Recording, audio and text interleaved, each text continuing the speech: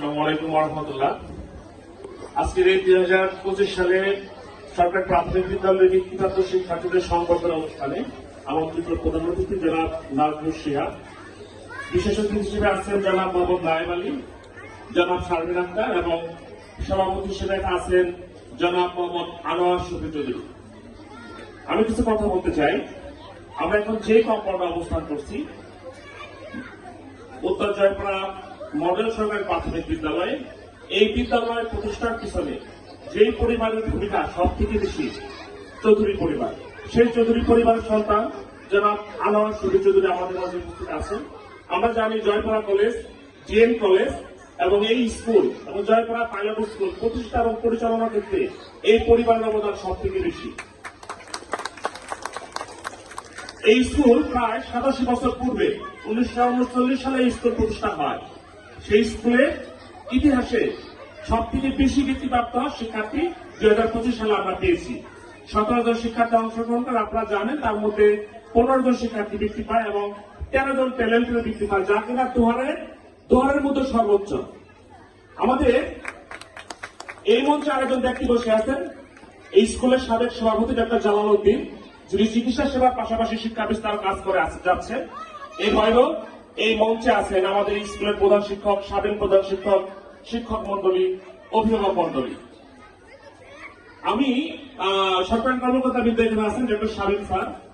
আমি আপনারা এখানে স্পেশালি যারা ছাত্রছাত্রী যারা আছে, আমি একটু শিক্ষক হিসেবে দুটো কথা বলতে চাই। আপনারা অনেক সময় খুশি হয়ে আপনাদের বাচ্চাদের একটা মোবাইল কিনে দেন, দামি মোবাইল কিনে দেন।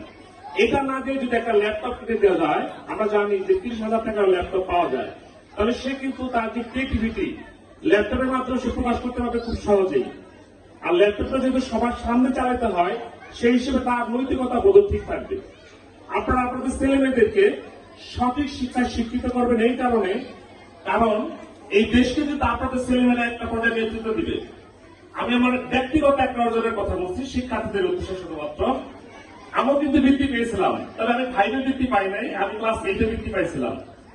আমার একটা ব্যক্তিগত ছোট অর্জন হচ্ছে, সারা দোহার থানায় বিজ্ঞান মেলা হয়, সেই বিজ্ঞান মেলায় আমি দোহার থানায় স্কুল শাখার মধ্যে আমি প্রথম হয়েছিলাম এবং সারা বাংলাদেশে 79টি কেন্দ্র থেকে অংশগ্রহণ করেছিল শিক্ষার্থীরা ঢাকায়।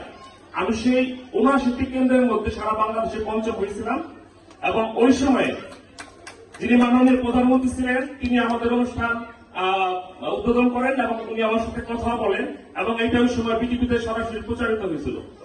তা আমি মনে করি যে এখানে শিক্ষার্থীবৃন্দ যারা আছে, তোমরা যদি মনে করো যে তোমরা দেশে একটা সর্বোচ্চ পর্যায়ে চলে যাবে, এই জন্য তোমাদের শিক্ষা গ্রহণ ছাড়া অন্য কোনো দ্বিতীয় কোনো পথ নাই। ইংরেজি শিক্ষার উপর তোমরা অবশ্যই জোর দিবা। আর সম্মানিত অভিভাবক যারা আছেন, আপনারা আপনাদের সন্তানদেরকে ইংরেজি শিক্ষা এবং এর বাইরে যায় টেকনিক্যাল লাইন যেগুলো আছে, এগুলো যদি জোর বেশি দেওয়া হয়, তাহলে ভবিষ্যতে কাজের ক্ষেত্রে আমার সুন্দরভাবে সহজ হবে। পরিশেষে এখানে উপস্থিত যারা আছেন এবং যারা আয়োজন করেছেন, সকলের প্রতি ধন্যবাদ এবং কৃতজ্ঞতা জানিয়ে আমার বক্তব্য শেষ করছি। আসসালামু আলাইকুম।